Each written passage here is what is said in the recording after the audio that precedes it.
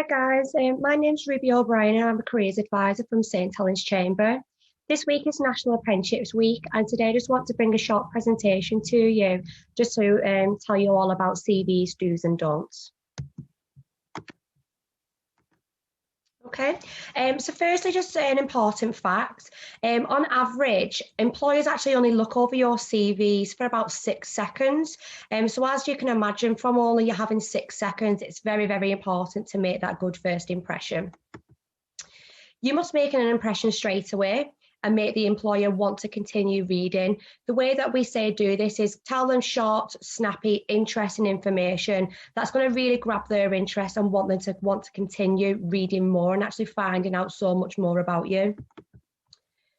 We also recommend that you should use simple layouts. The reason we say this is because no employer wants to see a messy CV. They don't want to see something where a heading is one way, a title is another way. Keep the consistent layout all the way through. We also say good spelling. Now, especially for people who are wanting to go into business admin roles, this is something especially what employers will be looking out for. They're going to want to know that you know the right spelling, the right grammar, the right punctuation, because this is the type of thing that you will be doing as part of their job role. So please, proofread your CVs before sending them off. Use your spell check. And there's also a really good website called grammarly.com that you can use, which will help you with your spelling. Use clear headings and headers and clear sections, and that is always a good way to start because the employer is clearly going to understand then which section they are reading above.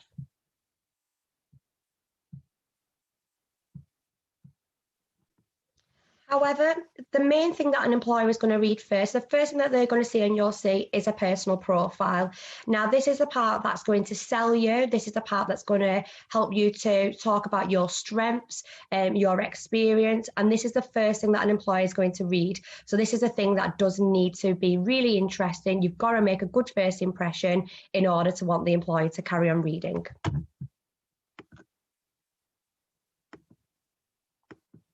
Okay, so just going to talk a little bit about personal profiles now on a CV. So this is definitely the most important part of your CV. This is the headline about you. If you're going to say one good thing to an employer about yourself, now what would you want to say? You've got to make sure you keep this positive, make this short, make this snappy, make this straight to the point. And again, the main aim is want to make the employer to continue to read this. We advise that you try to use a structure. This should be like a short paragraph and it should be put together in the following way. So the main thing that we recommend you to do in your personal profile is to choose one main selling point, okay? So that might be that you've got over 10 years worth of experience in the business admin field. It could be that, you've got a degree in business administration, whatever it is, that's your main selling point. We also ask you to talk a little bit about your current situation. So that could be, that I'm currently a student at St Helens College. I'm currently unemployed, looking for a role within the business admin industry. So to actually give the employer a bit of information about what you're doing right now. The next one is your aim. Now, we want you to try to be specific in this application. So like I said to you, in your current situation, yeah, you might be unemployed at the moment, but your aim is to secure an apprenticeship within the business admin sector, for instance. That is how you get your aim across. Why you want to work in this industry. So what we say to do is to link this to your skills. So another good way to go about this is on the National Career Service website, we have an amazing tool called Explore Careers. If you do go onto that page and if you type in a business admin role, it will bring up all the skills and knowledge that you need to have in order to pursue that type of role. Now, what we'd ask you to do is obviously choose a couple of skills that are relevant to that industry. Again, using business admin as an example. So type of things you want to be talking about there is the likes of having good ICT skills, being organised, having attention to detail, customer focus role as well, having those customer service skills. So being able to communicate face to face or over the telephone.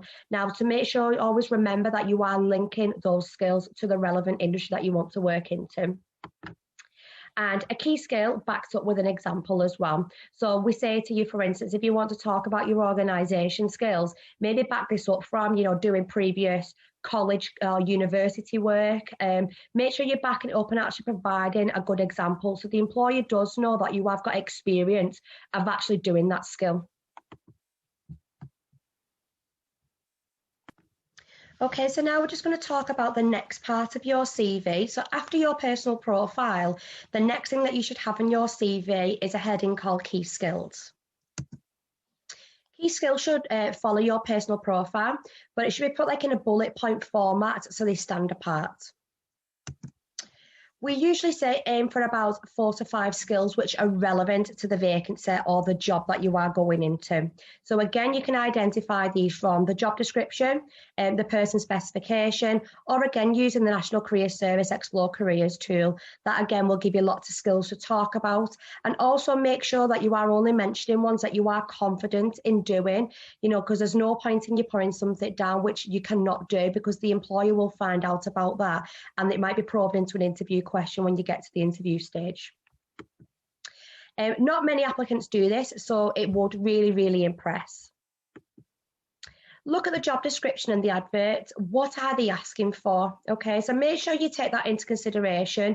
Make sure you try to embed that in your key skills, but remember, only embed that if you do have those relevant skills. And ask yourself, do you possess those skills? Is this something that you are confident in doing? And do you actually feel like you match this job description really well? If so, pick some really strong ones from that job advert and list those as your key skills.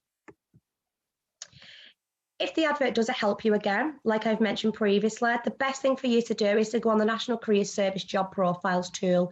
Again, that will list you all the skills, all the knowledge, everything that you need to know about any particular role. This will help you conduct your key skills part and your personal profile. Or in addition to this, you can also use Google. Okay, so the next part of your CV that you will come up to is your employment and education. So now that you've impressed the employer with what you can offer them in future, they're going to want to know a little bit about what you've done in the past as well. So early in your career, consider whether your employment or your educational history is more impressive, and make sure you put that first. So an example of that may be you recently may have left school last year, you may not have any employment work experience behind you. So what you might want to do is you might want to focus on your education first and actually list all your GCSEs if you've been to college, and actually get the employer to view that part first rather than the employment history. Now, another tip for you, what we do recommend that everybody does, is that you start with your most recent position or qualification and work your way backwards. We ask you to do this in a chronological order because then it's really easy for the employee to follow. So for example, again, if you have recently just left school, where your education would be, it would be the school first and then work your way back if you've done anything else before that. Okay, so the next part of your CV that we're going to cover is hobbies and interests. So make sure you do put some thought into this. Most people don't, and they just put things such as watching TV or socialising. This really does not impress an employer because you can imagine how many times they've read the same type of CVs over and over again. So what we ask you to do is to try and think about some transferable skills that you've gained. This could be through your hobbies or things you do in your spare time. For an example of that could be if you do play football, then obviously you are going to be displaying your teamwork and your communication skills. It's good then to back up your hobby and actually explain what type of skills you've got. Another example of that could be that you may be a volunteer, and this is obviously going to display that you're quite a compassionate person and that you've got good commitment as well. The employer also wants to know what you are really like and whether you can fit into their team. So obviously backing up your hobbies with skills is going to give them that impression. It's going to let them get to know you a little bit more, and it's going to help them to figure out whether you think, that you're going to fit into that team or not.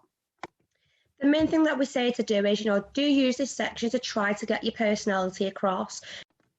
Okay, so now we're just going to provide you with some other hints and tips.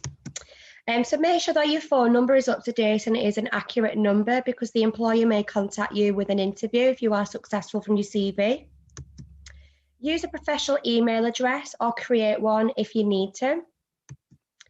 Keep your CV to 2 pages maximum. Now, the reason that we say that is because on average, the employer only spends about 6 seconds. So you can imagine if you had about 3, 4, 5 pages, the employer might just not have time to read that. So we do say, keep it to a minimum of 2 pages. Don't include a photograph of yourself because most employers still don't like this. Obviously, they're going to get to know you if you do get through to the interview stage. They don't need to know what you look like beforehand. And don't waste your time writing a cover letter unless the application specifically requests one. 83% of these are not requesting a cover letter. So just make sure that you are reading, the job advert clearly. Sometimes it might request a cover letter and a CV, or sometimes it might just ask for a CV. So just make sure that you are checking over that, because you don't want to be wasting your time. Okay, and last part of today, where can you receive support with your CV? So you can contact us here at St Helens Chamber. I also do work for National Career Service, so we can help you build your CV through that. We can arrange a telephone appointment with one of our fully qualified careers advisors, and we can review your CV, or we can help you to actually write a brand new one if that's what you would like to do. So you can call us on 01744 698 800, or you can email us at info@thestartingpoint.org. I really hope this has been helpful for a couple of people today, and you've got a couple of hints and tips from this. And if you do need anything else, any other questions answering, or you need any other guidance, please do not hesitate to contact us on the information I've just supplied. Thank you very much.